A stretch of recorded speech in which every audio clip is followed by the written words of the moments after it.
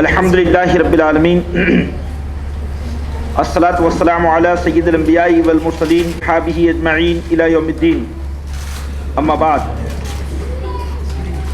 فاعوذ باللہ من الشیطان الرجیم بسم اللہ الرحمن الرحیم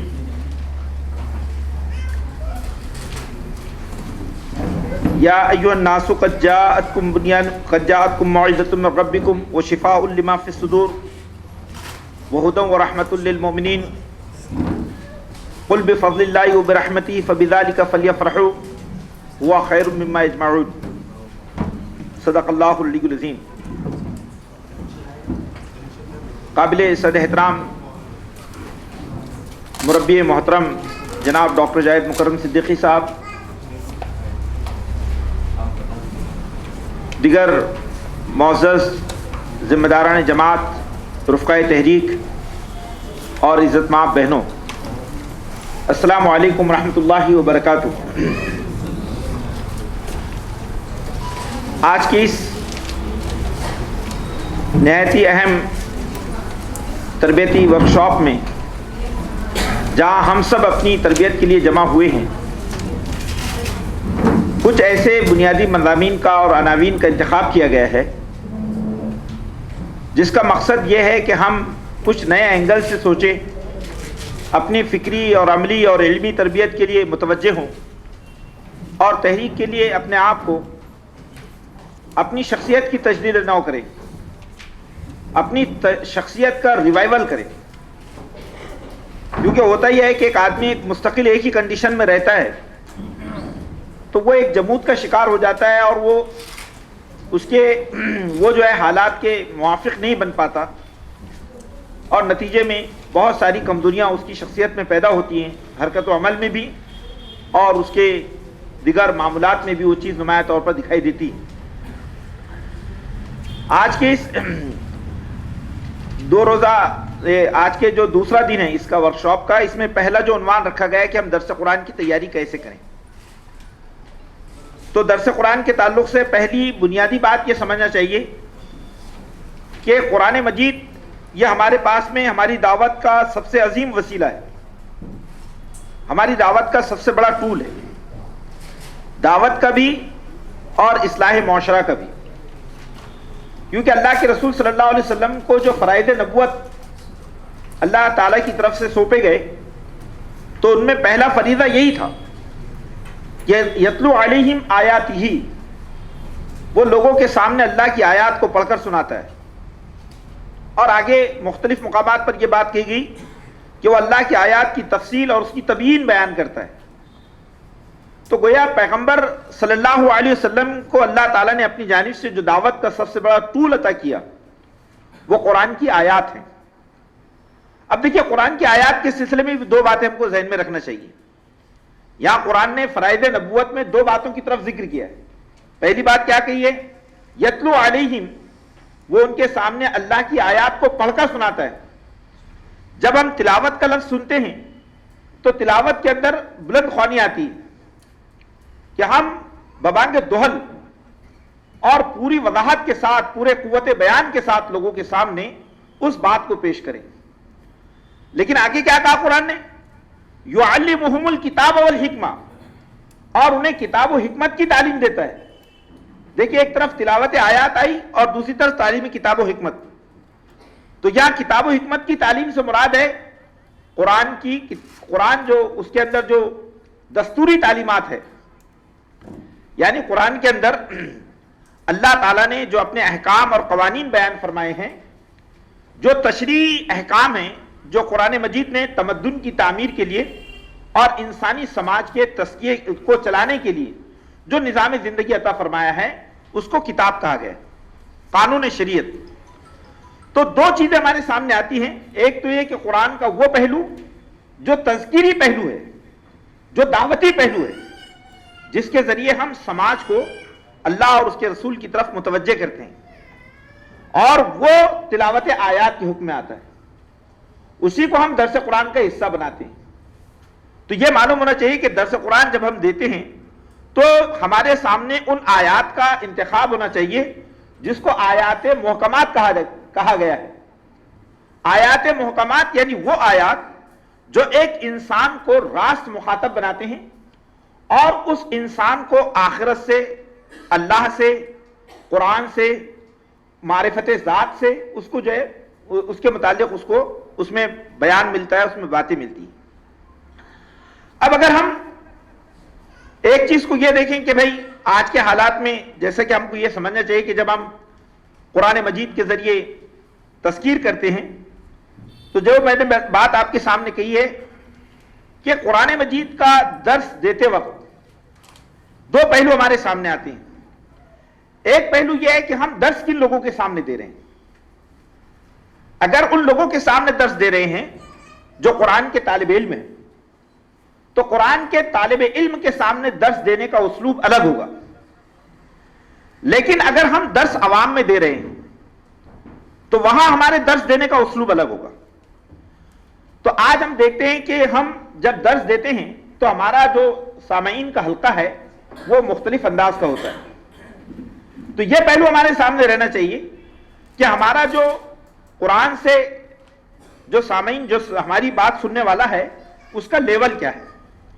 تو اگر ہم اس میں دیکھیں تو یہ چیز سامنے آتی ہے کہ ہمیں اگر ان لوگوں سے خطاب کرنا ہے جو کہ قرآن مجید کے طلبہ ہیں، جو الحمدللہ قرآن مجید کی بصیرت رکھتے ہیں، ایسے لوگوں کو درس دینا ہے تو اس صورت میں ہمیں قرآن مجید کے درس کے وقت صرف و نحو کی معلومات ہونی چاہیے۔ صرف و نحو کی معلومات کا مطلب یہ ہے کہ قرآن مجید کے الفاظ اور اس کی عبارت کو جس طرح سے اس کے عربی زبان کے قواعد ہیں اس کی ہلکی پھلکی معلومات ہم کو ہونا چاہیے۔ کہیں ایسا نہ ہو کہ ہم جس شخص کو درس دے رہے ہیں وہ شخص کو ہم قرآن کے جو الفاظ اور اس کی عبارات ہیں اس کی تشریح اور ترجمے کے وقت ہم خود جو ہے غلط فہمی کا شکار ہو جائیں یا اس کو ہم غلط بات بتا دیں۔ چونکہ وہ شخص اگر آپ سے درس سنتا ہے تو وہ یہ دیکھتا ہے کہ آپ کی قرآنی عبارت پر کتنی پکڑ ہے۔ تو صرف و نحو کی بہت بڑی معلومات نہیں ہوتی، ہر درس دینے والے شخص کو اس بات کے لیے مشتاق ہونا چاہیے کہ وہ قرآن مجید کے تعلق سے صرف و نحو کی معلومات جمع کریں۔ اگر آپ نے اس پر کام کیا تو انشاءاللہ آپ دیکھیں گے کہ آپ کے درس قرآن میں خاص قسم کی تاثیر پیدا ہوگی۔ کہ اگر آپ کو یہ معلوم ہو کہ انعمت علیہم قرآن مجید میں کہا گیا تو انعمت کیا ہے، علیہم کیا ہے، الحمدللہ رب العالمین قرآن نے کہا تو آخر للہ رب العالمین الرحمن الرحیم مالکی یوم الدین، آخر کیوں اعراب میں جو ہے جگہ جگہ زیر کا استعمال ہوا ہے آخر میں۔ تو یہ جو صرف نحو کی چھوٹی سی معلومات ہیں یہ معلومات آپ کو عبارت کی کا فہم اور اس کی گہرائی عطا کرے گی۔ دوسری چیز ہے اللغت العربیہ۔ اللغت العربیہ سے مراد یہ ہے کہ عربی زبان میں جو الفاظ اور جو کلمات استعمال ہوئے ہیں یہ الفاظ اور کلمات اللہ کی جانب سے اس کا انتخاب ہے۔ دیکھیے اس بات کو ہمیں سمجھنا چاہیے کہ قرآن مجید کو سمجھنے کے لیے قرآن مجید کے کلمات کا فہم بہت ضروری ہے۔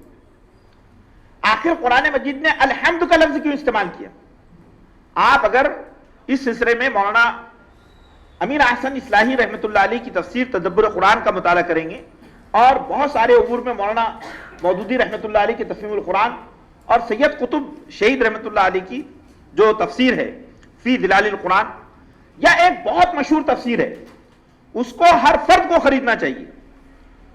تفسیر نہیں بلکہ قرآن مجید کی جتنی اصطلاحات ہیں اس کو اس میں جمع کیا گیا عربی زبان کے اندر، اس کو کہا جاتا ہے مفردات القرآن۔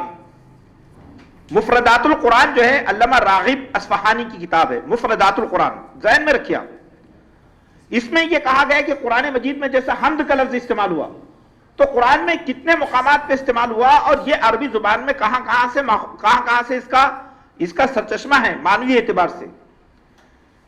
تو یہ جو مفردات القرآن ہے، اگر یہ کتاب آپ نے خرید لی، اردو میں بھی اب یہ ترجمہ ہو کر آ چکی ہے، عربی میں بھی اس کا وہ موجود ہے، تو آپ اس سلسلے میں بہت ساری چیزوں کو بہت اچھی آپ کی پکڑ ہوگی۔ یہ بات ذہن نشین رکھیے کہ مدرس قرآن کے پاس میں قرآنیات سے متعلق ایک مختصر اور جامع لائبریری ہونی چاہیے اور اس کا اکتساب علم کا سلسلہ کبھی منقطع نہیں ہونا چاہیے۔ پھر اس کے بعد میں لفظی و با محاورہ دونوں ترجمے کہیں کہیں محتاط یا آزاد ترجمے یہ دونوں ہمارے سامنے ہونا چاہیے. لفظی ترجمے میں حافظ نظر صاحب کا ترجمہ لفظی ترجمہ ہے. اس کا فائدہ کیا ہوتا ہے کہ ہم لفظ کی معنویت سے وہیں واقف ہو جاتے ہیں. اور با محاورہ ترجمے میں سید ابوالعالی مودودی رحمۃ اللہ علیہ کا ترجمہ یہ لاسانی ہے، اردو مبین ہے. قرآن عربی مبین میں نازل ہوا اور اردو مبین میں علامہ مودودی نے اس کی ترجمانی کی. تو با محاورہ ترجمہ سلیس اور رواں ترجمہ وہ علامہ مودودی کا ہے. اور وہ ترجمہ جو لفظی ہو تو اس میں اشرف علی تھانوی کو بھی آپ لے سکتے ہیں رحمت اللہ علیہ، اور حافظ نظر صاحب کو بھی لے سکتے ہیں. اس سے فائدہ کیا ہوگا کہ آپ ایک مرتبہ اگر اس طرح کے دو ترجمے سے اپنے درس کی تیاری کریں گے تو آپ کو لفظ کی گرفت ہوگی، اس کی لفظ پر پکڑ ہوگی، اور دوسری طرف جب آپ اس کو بیان کریں گے تو آپ کی زبان سلیس اور رواں ہوگی. یہ بڑی اہم چیز ہے.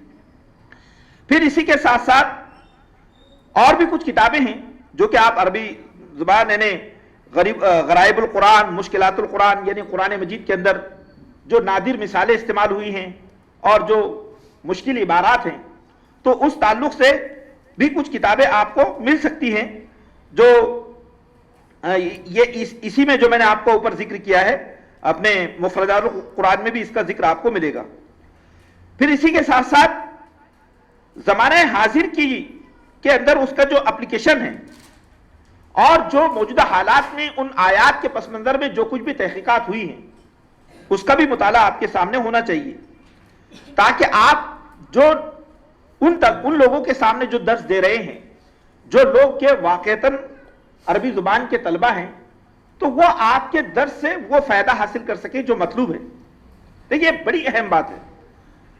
آپ دیکھتے ہیں کہ قدیم تاریخ میں جماعت اسلامی کی جو تاریخ ہے اس میں یہ بات سامنے آتی ہے کہ ہمارے بزرگ حضرات جو جماعت اسلامی کے قائدین ہیں، جس میں میں مولانا نعیم اللہ صاحب سے ملا، مولانا عبد القیوم صاحب سے راست تربیت میں رہا. میں نے جب میں جامعۃ الفلاح سے فارغ ہو کر مولانا نعیم اللہ صاحب سے میں نے ملاقات کی اور 8-10 دن ناگپور میں ان کے ساتھ رہا، تو میری حیرت کی انتہا نہیں تھی کہ جب وہ قرآن کی مختلف صورتوں پر صبح ڈسکشن کرتے 1 گھنٹہ آدھا گھنٹہ، تو قرآن کی حالانکہ وہ ایک جدید تعلیم یافتہ آدمی تھی لیکن قرآن مجید کی عبارت پر، اس کے الفاظ پر، اس کے کلمات پر ان کو ایسی گرفت تھی کہ محسوس ہوتا تھا کہ اگر یہ آدمی کسی وقت کے فارغ التحصیل عالم دین کے سامنے درس دے تو یہ اس کو فائدہ پہنچا سکتا ہے. یہ جو چیز ہے یہ ہمارے سامنے رہنا چاہیے، کیونکہ ہمارا جو کیڈر ہے یہ بہت کور کیڈر ہے، اور اس کیڈر کو درس قرآن دینے کے لیے اس طرح کی مجالس میں موقع ملتے ہیں. ورنہ کیا ہے کہ ہم ان بنیادی چیزوں پر اگر ہماری پکڑ نہیں ہے اور ہم درس دینے کے لیے چلے گئے اور اناپ شناپ جو ہے بیان کر کے آ گئے، تو علماء کے درمیان ہمارے تعلق سے یہ تاثر قائم ہوتا ہے کہ ہم قرآن مجید کا غیر ذمہ داری کے ساتھ درس دیتے ہیں.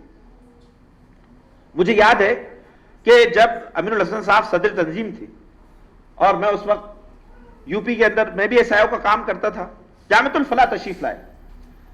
دیکھیے جامعۃ الفلاح جب وہ تشریف لائے تو اس وقت وہ ایس آئی او کے ممبر تھے، آپ جانتے ہیں طالب علم کی زمانے میں ہوں گے. انہوں نے وہاں پہنچ کر ان کو جامعۃ الفلاح کی مسجد میں خطبہ جمعہ کا موقع ملا. آپ جانتے ہیں کہ جامعۃ الفلاح جو ہے یہ ایک ایسا مقام ہے کہ جہاں پر قرآنیات تمام کا سبجیکٹ ہے.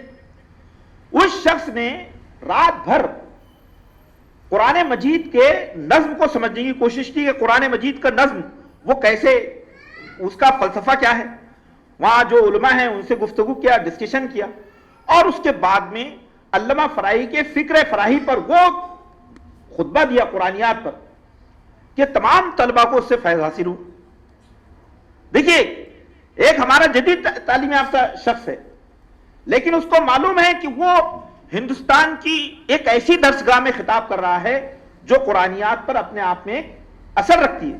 اگر یہاں کے طلبہ کے سامنے یہ بات گئی کہ ایس آئی او کے جو کل ہند صدر ہیں ان کے پاس میں قرآنیات پر کچھ بھی اناپ شناپ بک رہے ہیں، کوئی معلومات نہیں ہے، میں نے محسوس کیا کہ واقعی ایک تحریک اسلامی کا جو رفیق ہوتا ہے وہ کتنا سنسیئر ہوتا ہے اپنے بیان میں. یہ چیز پھر اس کے ساتھ ساتھ دیکھیے، اگر ہم عوام میں درس قرآن دے رہے ہو تو عوام میں درس قرآن کے سلسلے میں ایک چیز یہ ہے کہ زبان اور اسلوب ہمیشہ معیاری ہونا چاہیے، کیونکہ ہم دیکھتے ہیں کہ اللہ کے رسول صلی اللہ علیہ وسلم نے بیان پر بڑی توجہ دی، کیونکہ عوام کا مسئلہ یہ ہے کہ وہ بیان سے متاثر ہوتی ہے۔ اللہ کے رسول کے وہ الفاظ کہ اِنَّ مِنَ الْبَيَانِ لَسِحْرٌ، کہ بیان جادو ہوتا ہے، یعنی آپ کا انداز بیان ایسا ہو کہ اس کے الفاظ وغیرہ، یہ تو اس پر بھی پریکٹس کی جا سکتی ہے، یہ ناممکنات میں سے نہیں ہے، لیکن کم از کم اتنا تو ہو کہ ہم بازاری الفاظ کا استعمال نہ کریں وغیرہ۔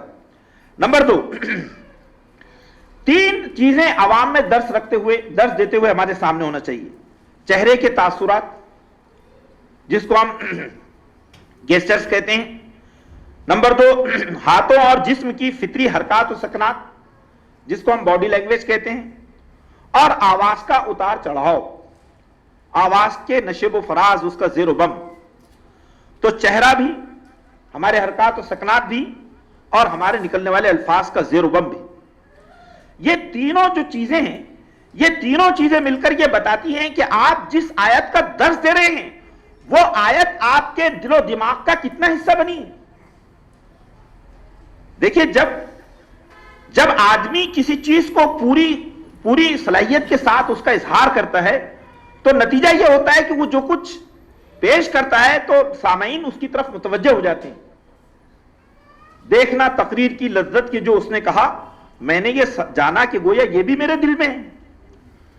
تو یہ جو چیز ہے کہ ہمارا چہرہ کیسا ہے، چہرے کے اوپر ہمارے نقوش واقعی اس آیت کریمہ کے پس منظر میں وہ اس کا حصہ بنے ہیں کہ نہیں بنے ہیں۔ آخرت کے دردناک انجام کو آپ بیان کر رہے ہیں اور چہرے پر مسکراہٹیں بکھری ہوئی ہیں، تو نتیجہ کیا ہوگا کہ لوگ یہ سمجھیں گے کہ یہ ایسی حقیقت بیان کر رہے ہیں جو حقیقت نہیں ہے نا۔ آپ کے جسم کی باڈی لینگویج کی کیفیت کیا ہے؟ کیا آپ پر وہ لرزہ طاری ہے؟ کیا آپ گویا کہ اس منظر کو دیکھ رہے ہو جس منظر کو قرآن نے بیان کیا ہے؟ تو یہ چیزیں ہیں۔ نمبر 3 ہے کہ بھئی قرآن مجید کا درس دیتے وقت عام لوگوں میں جب ہم قرآن مجید کا درس دیں تو اس بات کی کوشش ہونی چاہیے کہ ہمارا سامع، قرآن مجید کے درس کو سننے والا، وہ قرآن کی طرف رجوع کرے، رجوع الی القرآن کی کیفیت پیدا ہو۔ عام لوگوں کے سامنے درس دیتے وقت ہماری یہ کیفیت ہونی چاہیے کہ ہم عام آدمی کو قرآن سے جوڑیں۔ اور اس کے بعد چوتھی چیز یہ ہے کہ ہم لوگوں کے ذہن کو اصلاح کے لیے تیار کریں، اصلاح کے لیے، جس میں وہ اللہ کی اطاعت کریں اور منکرات سے اپنے آپ کو بچائیں، یہ چیز اس کے اندر پیش نظر ہو۔ اور پھر اس کے ساتھ ساتھ عوامی درس کے اندر جبکہ ہم دیکھتے ہیں کہ اس درس کے حلقے میں 25، 50، 100 لوگ شریک رہتے ہیں، تو اس وقت ہمیں سوالات اور جوابات کا موقع بھی دینا چاہیے۔ کم سے کم 5 سے 10 منٹ ہم اپنے سامعین کے درمیان رہیں، اور ہم سامعین کے درمیان جو ہے وہ ان کی باتوں کو سمجھیں کہ وہ کہیں ہماری کسی بات سے کوئی دوسرا مطلب تو نہیں نکال لیے۔ تو ہم ان کو موقع دیں کہ بھائیو یہ درس دیا گیا ہے، اگر آپ کے ذہن میں کچھ اشکال ہو، کچھ ایسی بات ہو جو قابل فہم، یعنی سمجھنا اس کو ضروری ہو، تو ہم اس کے لیے تیار ہیں۔ ہم کیا کرتے ہیں، درس دیتے ہیں اور درس دے کر نکل گئے، ایسی کیفیت نہیں ہونا چاہیے۔ درس دینے کے بعد میں ہم اس حلقے میں موجود رہیں اور ہم پوچھیں کہ بھئی کوئی بات آپ کے ذہن میں جو سمجھ میں نہیں آئی ہے۔ اب آپ دیکھیے، تو یہ جو ہے درس قرآن کی نوعیت ہمارے سامنے آئی کہ عوامی درس اور علمی درس۔ اب درس کے بعد دوسری چیز ہے کہ درس خود اپنے آپ میں 2 قسم کا ہوتا ہے، لیکن ہمارے پاس میں جو معروف درس ہے وہ ہے یعنی سورت کا یا آیات کا، منتخب آیات یا سورت یا منتخب رکوع کا درس، اور ایک ہوتا ہے موضوعاتی درس۔ موضوعاتی درس کا مطلب یہ ہوتا ہے کہ آپ نے کسی موضوع کا انتخاب کیا اور اس موضوع سے متعلق قرآن کی مختلف آیات کو آپ نے جمع کر لیا، اور اس موضوع پر آپ نے صرف ان آیات کی روشنی میں اپنی بات کو پیش کیا اپنے سبجیکٹ پر۔ تو درس کی 2 قسمیں ہوئی، ایک ہے سورت کا مخصوص درس، مخصوص آیات کا یا مخصوص رکوع کا درس اور دوسرے موضوعاتی درس. اگر ہم کسی مخصوص صورت کا درس دے رہے ہو تو مخصوص صورت کا درس دیتے وقت ہمارے درس کے اندر کن چیزوں کا لحاظ رکھنا چاہیے. نمبر 1، پس منظر اور شان نزول پر زیادہ وقت صرف نہ کریں. آج کل درس میں کیا ہو رہا ہے کہ اتنا لمبا پس منظر بیان کیا جاتا ہے کہ قرآن مجید کی جو اصل آیات ہیں اس کی تشریح اور اس کی تعبیر میں ہم باقی رہ جاتے ہیں، وہ چھوٹ جاتی ہے بہت سی چیزیں. قرآن کو ایک زندہ کتاب کی حیثیت سے پیش کیجئے. آپ یہ بتائیے کہ آج کے حالات میں قرآن کی آیت کیا کہتی ہے، کیونکہ قرآن مجید میں پس منظر آپ 2 جملوں میں 10 جملوں میں بیان کر سکتے ہیں، لیکن اصل چیز یہ ہے کہ آج کے حالات میں اس کے نزول کا پس منظر آج کے حالات میں بھی موجود ہے.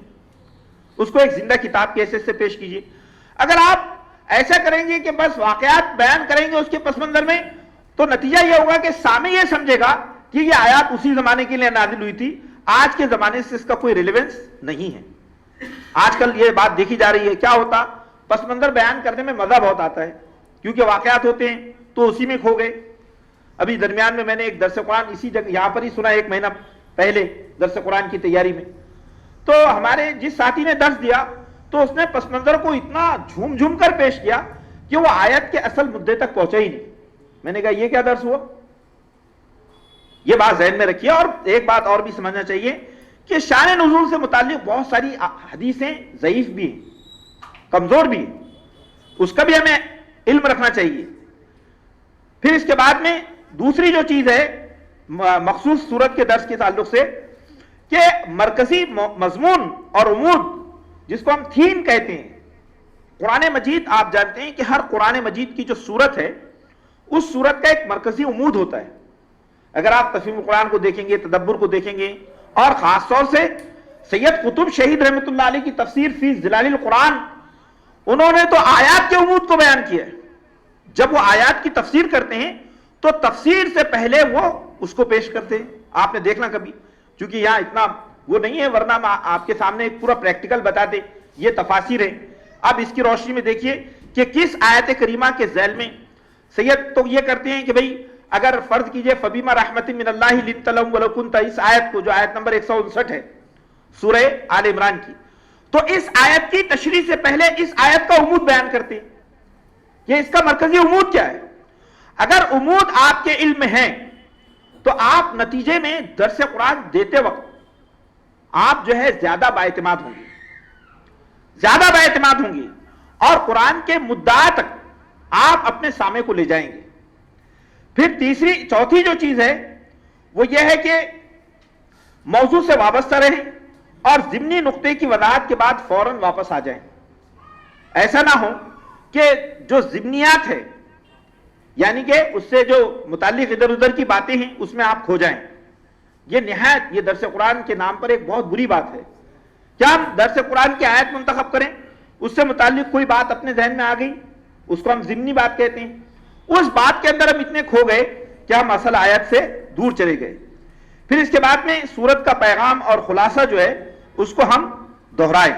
آخر میں موضوعاتی درس اگر دینا ہے تو موضوعاتی درس میں 4 باتوں کا خیال رکھیں کہ ہم جس موضوع کا انتخاب کریں وہ زندہ ہو، مردہ نہ ہو، حالات سے اس کا ریلیونس ہو. دیکھیے آج میرا موضوعاتی درس ہے تو اس کا موضوع ہے نبی پاک صلی اللہ علیہ وسلم کی سیرت قرآن کی روشنی میں. تو اب مجھ کو کیا کرنا ہے کہ قرآن کی جتنی آیات نبی صلی اللہ علیہ وسلم کے اسوہ حسنہ سے کو راست بیان کرتی ہے ان آیات کا انتخاب کرنا ہے. تو ایک چیز یہ ہم عملی جو ہے درس دیں، محض نظری درس نہ دیں. نظری یعنی اس میں فلسفیانہ باتیں نہ ہوں بلکہ لوگوں کے لیے قابل عمل بات ہو، کیونکہ ہم لوگوں کو عمل پہ لانا چاہتے ہیں. نمبر 3، موضوع تعمیری اور اصلاحی ہو، تخریبی یا بے معنی اختلافی ابحاث اس میں موجود نہ ہو. موضوع جو ہے وہ ہمیشہ ہم تعمیری موضوع منتخب کریں، لوگوں کو اختلافی مسائل میں نہ الجھائیں، کیونکہ اختلافی مسائل میں الجھانا یہ جو ہے درس کے مقصد کو متاثر کرتی ہے چیز.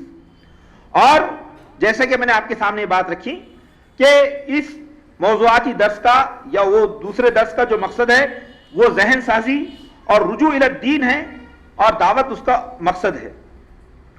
پھر اس کے بعد میں دیکھیے کہ درس قرآن دیتے وقت ہمیں جو موضوعاتی درس دیں یا ہم مخصوص صورت کا درس دیں، تو مخصوص صورت کا درس دیتے وقت کم از کم 10 باتوں کا ہمیں 10 نکات کا ہمیں خیال رکھنا چاہیے۔ یہ 10 نکات کون سے ہیں؟ پہلا نقطہ یہ ہے کہ جس آیت کا ہم درس دینے والے ہیں اس کی تلاوت معقول انداز میں کی جائے۔ ٹھیک ہے، آپ جو ہے بہت اچھی تجوید کے ساتھ تلاوت نہ کر سکیں، لیکن یہ ہے کہ آپ ایسی تلاوت بھی نہ کریں کہ جس سے الفاظ بگڑ جائیں، کیونکہ قرآن مجید کا سب سے پہلا حق یہ ہے کہ اس کو ہم اچھی طریقے سے پڑھیں۔ رتل القرآن ترتیلا، قرآن مجید کو ٹھہر ٹھہر کر پڑھیں، اس کا جو بھی مخرج یا اس کا تلفظ ہے اس کا حق ادا کریں۔ اور اگر اس میں آپ کچھ دشواری محسوس کرتے ہیں تو آپ الحمدللہ اس قدر گوگل پر آپ سرچ کریں گے قرآن مجید کی ان آیات کو تو وہ آیات کی پوری تلاوت بھی آ جائے گی، اور اگر تلاوت نہیں آپ کو پڑھنا ہے، وہ اس کو یاد کر وہ کرنا ہے، مطلب اس کے مخرج کو درست کرنا ہے، تو وہ معلم بھی آپ کو مل جائیں گے گوگل میں جو آپ کو اس آیت کے پورے مخرج سے آپ کو بتا دیں گے۔ نمبر 2 یہ ہے کہ ترجمہ معیاری ہو۔ نمبر 3 یہ ہے کہ مرکزی مضمون کو بیان کیا گیا ہو۔ نمبر 4 یہ ہے کہ مشکل الفاظ کی آسان تشریح ہو، مشکل الفاظ کی۔ نمبر 6 یہ ہے کہ موضوع سے متعلق احادیث اور اقوال اس میں جمع کیے جا سکتے ہیں۔ یہ دیکھیے یہ مولانا مودودی رحمۃ اللہ علیہ کا یہ اسلوب ہے کہ موضوع سے متعلق جو احادیث ہیں وہ احادیث آپ اس میں پیش کر سکتے ہیں۔ اور احادیث کیا ہے؟ احادیث دراصل قرآن مجید کی تفسیر ہے۔ آپ کو یہ بات معلوم ہے نا، جو آیت میں نے آپ کے سامنے پیش کی فرائض نبوت سے متعلق، اس آیت میں کیا کہا گیا؟ یتلو علیہم آیاتہ ویزکیہم ویعلمہم الکتاب والحکمہ، وہ انہیں کتاب و حکمت کی تعلیم دیتا ہے۔ تو کتاب سے مراد ہے قرآن مجید یا اس کا قانون، اور حکمت سے مراد کیا ہے؟ حکمت سے مراد ہے نبی صلی اللہ علیہ وسلم کی سنت، نبی صلی اللہ علیہ وسلم کا طریقہ، یعنی اللہ کے رسول صلی اللہ علیہ وسلم کی جو عملی زندگی ہے وہ قرآن مجید کا رول ماڈل ہے، وہ قرآن مجید کی عملی تفسیر ہے۔ تو یہ یاد رکھیے کہ قرآن مجید کی تفسیر میں آپ سنت رسول سے جتنا جڑیں گے آپ قرآن مجید کی اتنی معتبر اور مؤثر تشریح کر سکیں گے۔ پھر اس کے بعد میں نمبر 7 خلاصہ کلام، کہ ہم سبٹینس کو بیان کریں، اور نمبر 8 یہ ہے کہ ہم لوگوں کو عملی پیغام دیں۔ اس آیت کریمہ سے ہماری زندگی میں کیا تبدیلی آنی چاہیے، اور یہ بھی ذہن میں رکھیے کہ ہم مخاطب کو جب پیش کریں بات چیت تو آپ کو ایسا کرنا چاہیے، تم لوگوں کو ایسا کرنا ہے، نہایت غلط بات ہے۔ ہمیشہ مدرس قرآن کو ہم سے شروع کرنا چاہیے کہ ہمیں چاہیے کیونکہ قرآن مجید کی جو دعوت ہے، جب ہم قرآن کا درس دیتے ہیں تو جو درس دینے والا ہے وہ اس کی عمل کی دعوت کو پہلے قبول کرے کبھی، اور اس کے بعد میں جو میں نے آپ سے کہا کہ سوالات اور جوابات کا وقفہ ہو اور دعائیہ کلمات بھی ہوں۔ تو اس طرح سے یہ تقریباً یہی جو چیزیں ہیں موضوعاتی درس میں بھی شامل ہیں۔ اب آپ دیکھیے کہ کامیاب درس قرآن کے 5 اصول ذہن نشین فرما لیں کہ ایک درس جو کامیاب ہوتا ہے، ایک امپیکٹ پبلک پر چھوڑ جاتا ہے، اس میں پہلی چیز کیا ہوتی ہے؟ سب سے پہلی چیز ہوتی ہے آدمی کا خلوص اور اس کا درد دل، کہ جو درس دینے والا ہے وہ درس دینے کے سلسلے میں کتنا مخلص ہے، کہ کیا وہ واقعی اپنے دل میں یہ سوچ رکھتا ہے کہ وہ بندے گانے خدا کو اللہ سے جوڑے۔ تو خلوص اور درد دل یہ بڑی اہم چیزیں، ورنہ کیا ہوگا؟ ورنہ یہ ہوگا کہ ہمارا بیان تو بہت الفاظ سے بھرا ہوا ہوگا، لیکن ہمارا مخاطب جو ہے وہ اپنے دل کو، اس کا دل جو ہے نا وہ اس سے اٹیچ نہیں ہوگا۔ جو شاعر مشرق نے کہا کہ شمع محفل ہو کہ جب تو سوچ سے خالی رہا تو تیرے پروانے بھی اس لذت سے بیگانے رہے، تیرے پروانے بھی اس لذت سے بیگانے رہے۔ نمبر 2 کیا ہے؟ کثرت تلاوت کے ساتھ کثرت تدبر کی عادت ڈالیے۔ ہم نے کیا کیا؟ آج درس ہو گیا ہمارا طے، ہم نے درس کی تیاری شروع کر دی، ان آیات کا درس کی تیاری، اس کی تفسیر پڑھ لی۔ نہیں، جو شخص درس دینا چاہتا ہے وہ چاہتا ہے کہ خدا کی کتاب کا مدرس بنے، اس پر لازم ہے کہ وہ روزانہ قرآن کی تلاوت کریں اور قرآن مجید کی تفسیر پڑھتے رہے. اگر وہ ایسا نہیں کرتا ہے تو اس کے درس میں کبھی تاثیر پیدا نہیں ہو سکتی. تو یہ بات ذہن میں رکھیں کہ آپ جو ہے اگر قرآن مجید سے اپنے آپ کو جوڑیں گے نہیں تو آپ کے درس میں وہ تاثیر پیدا نہیں ہوگی جو مطلوب ہے. نمبر 3 یہ ہے کہ افادے سے پہلے استفادے کی نیت کیجیے.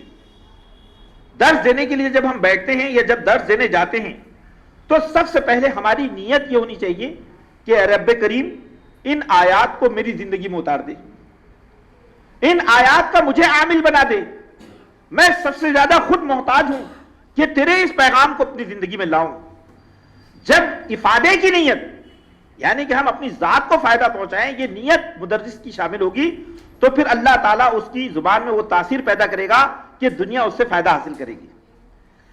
پھر چوتھی چیز ہے جو میں نے آپ کے سامنے کہا کہ بھرپور تیاری کیجیے. اور بھرپور تیاری کے سلسلے میں ہمیں یہ بات سمجھنا چاہیے کہ ہم جو ہے تو جو تفاسیر ہمارے پاس موجود ہیں اللہ رب العالمین کا فضل و احسان ہے کہ اس قدر محنت اور انعام کے ساتھ وہ تفاسیر لکھی گئی ہیں وہ سب آپ جانتے ہیں. آپ ان کا مطالعہ کیجئے اور وہ اپنے گھر میں رکھیے. نمبر 5 قرآنیات اور تفاسیر کا مطالعہ صرف درس کی تیاری کے وقت نہ کیجئے بلکہ مسلسل اس کا مطالعہ کرتے رہیے. اب آپ دیکھیے اس کے بعد میں درس قرآن کامیاب کیوں نہیں ہوتا, کیا وجہ ہے کہ لوگ ہمارے درس سے تاثر حاصل نہیں کر پاتے. تو میں نے آپ کے سامنے یہ بات تو اس میں آ گئی ہے. کامیاب درس کے جو اصول ہیں اس میں خود یہ بات شامل ہے کہ کہیں نہ کہیں ان اصولوں کو فراموش کرنے کے نتیجے میں ہمارا درس متاثر نہیں ہو, لیکن اس کو اور ہم ایک روحانی اینگل سے دیکھ سکتے ہیں.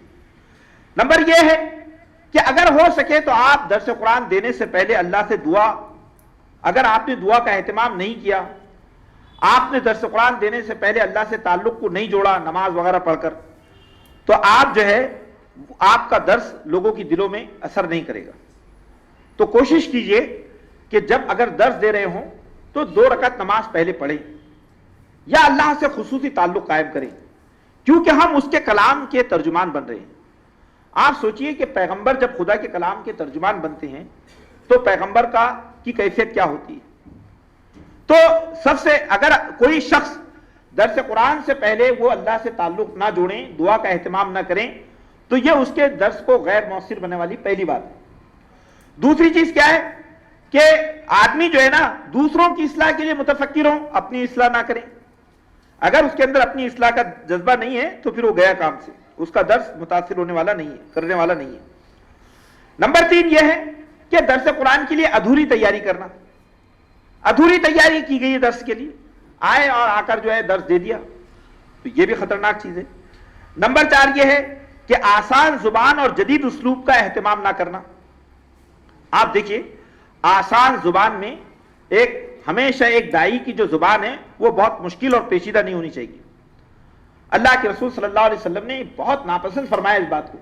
اللہ کے رسول کی حدیث کیا ہے کہ انا افصح العرب, انا افصح العرب, یعنی میں عرب کا سب سے زیادہ سلیس, سب سے زیادہ عام قابل فہم زبان بولنے والا ہوں. دیکھیے زبان کی 2 صفات ہوتی ہے, ایک صفت ہوتی ہے فصیح اور ایک ہوتی ہے بلیغ. فصیح زبان کس کو کہتے ہیں؟ اس زبان کو کہتے ہیں کہ جس کا اسلوب جو ہے قابل فہم, یعنی اس کا اسلوب بیان بہت, یعنی جس کو ہم کہہ سکتے ہیں کہ ہر آدمی کی سمجھ میں آئے, ہر آدمی اس کو آسانی سے سمجھ لے, وہ ہے فصیح زبان. اور بلیغ زبان اس کو کہتے ہیں کہ جس کے اندر پہنچنے کے لیے الفاظ کے معنی تلاش کرنے پڑے, جس میں الفاظ اور کلمات جو ہے بہت بلند ہوتے ہیں, بہت پرشوکت ہوتے ہیں, اور اس کو سمجھنے کے لیے ایک آدمی کو زبان پر قدرت چاہیے. جیسے آپ مولانا ابوالکلام آزاد کی زبان دیکھیں گے تو وہ بلیغ زبان ہے, لیکن مولانا مودودی کی زبان دیکھیں گے تو وہ فصیح زبان ہے. تو فصیح زبان. نمبر 5 یہ ہے کہ سامعین کی ذہنی سطح, فطری نفسیات اور دینی ضروریات کا خیال نہ رکھنا, یہ بھی درس کو فیل کرتا ہے. ہمیشہ ہمیں سمجھنا چاہیے کہ ہمارا سامع, اس کی انٹلیکچول لیول کتنا ہے, اس کی سائیکالوجی کیا ہے, اس بات کو آپ ذہن میں رکھیں.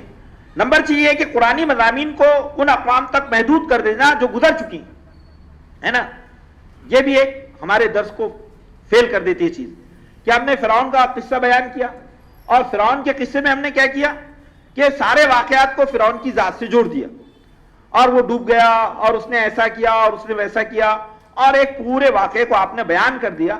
لوگوں نے سمجھا کہ وہ فرعون تھا اور وہ اپنے زمانے میں اپنے اعمال کی نتیجے میں برباد ہو گیا.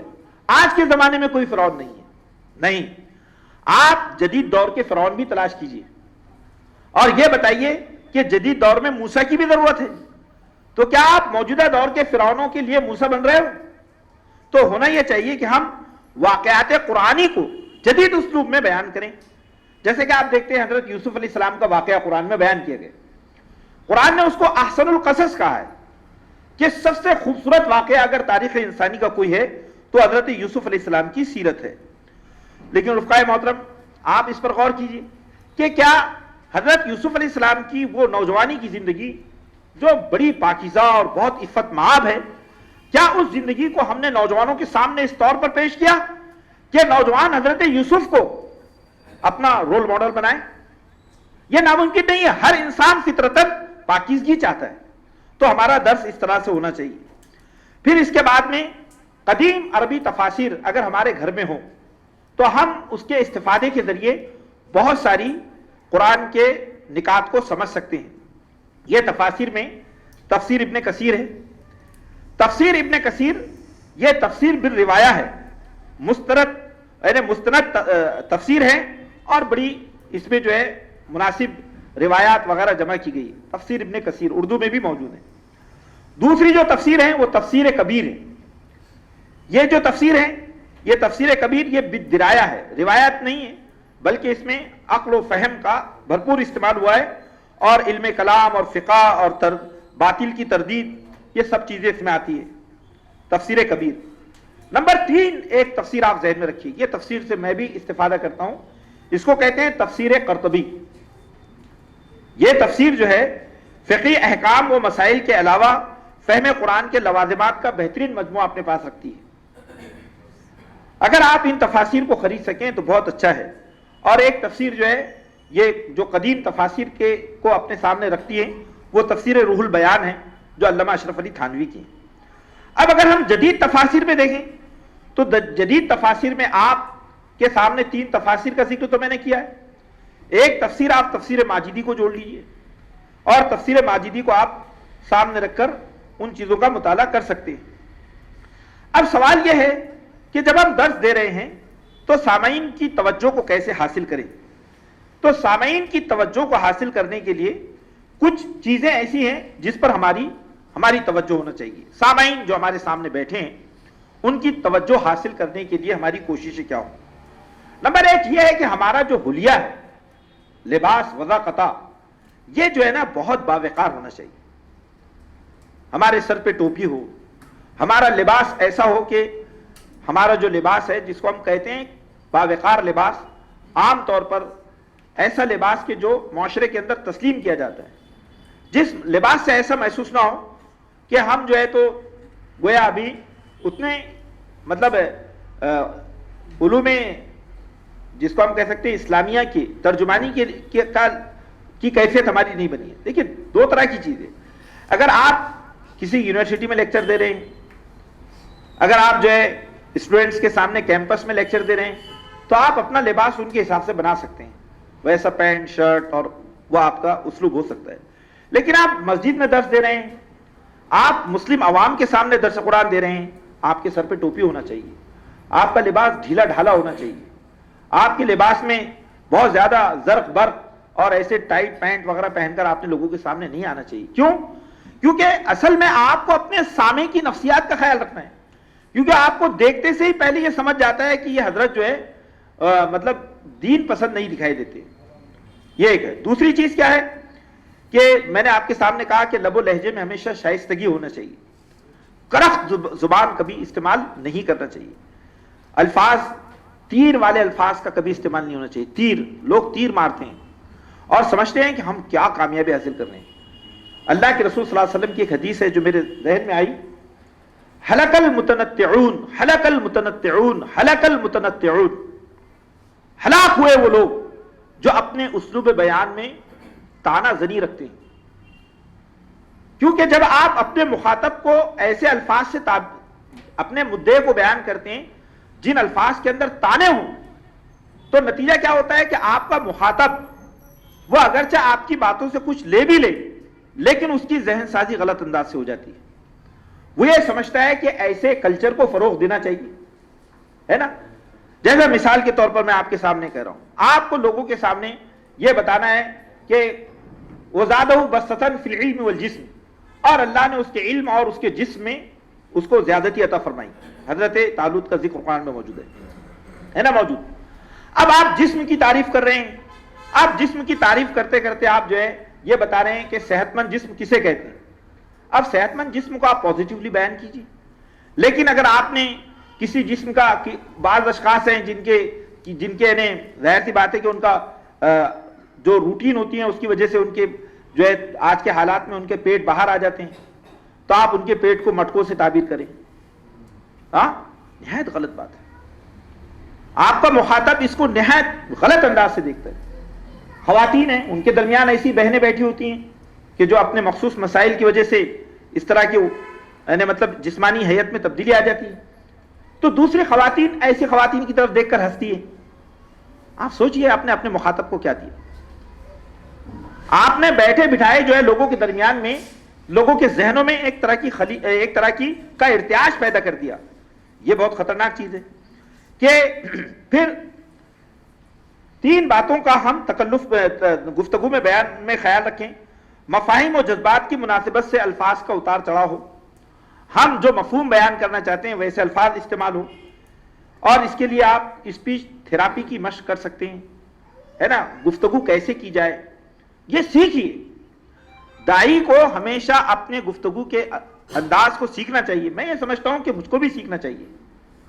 ہمارے ماشاءاللہ شعبہ تربیت کے جو ذمہ دار ہیں وہ خود اپنے آپ میں ہماری ریاست ہی نہیں بلکہ ملکی سطح کے بہترین آپ جانتے ہیں اسپیکر ہیں.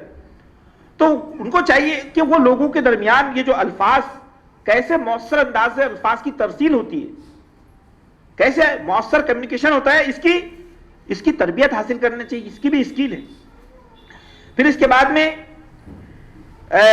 فطری حرکات و سکنات کی جو ہے نا اس کو الفاظ و معنی کے اعتبار سے اس کو استعمال کرنا چاہیے. اور وہ چہرے کے تاثرات کی جو بات آئی ہے، مانوی آداب، بھرپور تیاری، سامعین کی ذہن سازی اور ان کے نفسیات کا خیال اور سوال جواب کا طریقہ. اور وہ بات جو میں نے آپ کے سامنے رکھی ہے حقیقی آداب میں کہ خلوص دل ہے، دعا ہے، اور مخلوق سے استغنا اور بے لوثی ہے. استغنا اور بے لوثی کا مطلب کیا ہے کہ ہم لوگوں سے اس بات کے مطلب خواہش مند نہ ہو کہ لوگ درس کے بعد ہماری تعریف کریں، ہماری توصیف کریں، ہے نا. لوگوں نے اور پھر جن لوگوں نے ہمارے درس کی تعریف کی ہے ہم ان کے بارے میں اچھا خیال رکھیں کہ صاحب انہوں نے ہماری ہمت افزائی کی ہے تو یہ اس قابل ہے کہ تحریک اسلامی میں ان کو ایک اچھی پوزیشن ملنی چاہیے. غلط بات ہے. ہم جو ہے اپنے آپ کو ایک استغنا، ایک ایسا دل کہ جو کسی طرح کی لالچ میں اور کسی طرح کے انڈیو ویٹیج میں وہ نہیں شامل ہوتا. رفقائے محترم، بہت ساری باتیں ہیں درس قرآن کی تیاری کے مناسبت سے جو آپ کے سامنے میں نے چند باتوں کو پیش کیا ہے. چونکہ وقت ہو گیا ہے اور سوال جواب کا بھی وقت آپ کے سامنے موجود ہیں، تو میں نے آپ کے سامنے درس قرآن کی تیاری کیسے کریں اس کے تعلق سے کچھ نکات بیان کیے ہیں کہ درس قرآن، پہلے تو درس قرآن ہم کن لوگوں کے سامنے دے رہے ہیں اس کا ہمیں اندازہ ہونا چاہیے. قرآن کے جاننے والے لوگوں کے سامنے درس دیں تو اس کی تیاری کے کیا تقاضے ہیں، لیکن عامت الناس کے سامنے درس دیں تو اس کی تیاری کے تقاضے کیا ہیں. پھر یہ ہے کہ درس قرآن میں کن چیزوں کو سامنے رکھنا چاہیے، کون سے اصول و آداب ہیں جس کا ہم خیال رکھیں. اور پھر یہ کہ درس قرآن کے خاص طور سے ایک فرد جو درس قرآن دیتا ہے اس کی ذاتی زندگی میں قرآن مجید کی اہمیت اور اس سے استفادے کی کیا اس کی کیفیت ہو. یہ بڑی اہم چیزیں ہیں. اگر ہم اس تعلق سے اپنا ایک منصوبہ بنائیں کہ مجھے درس دینا ہے اور وہ درس کو مجھے مؤثر انداز سے دینا ہے، اور اس درس کو آپ ریکارڈ کیجئے، درس کو ریکارڈ کیجئے اور آپ دیکھیے کہ آپ نے درس قرآن کے کن اصولوں کو سامنے رکھا ہے جس کے نتیجے میں آپ کا درس اس معیار مطلوب تک پہنچا ہے جو آپ کو تحریک نے دیا ہے. تو یقین جانیے کہ یہ سلسلہ جاری رہنا چاہیے.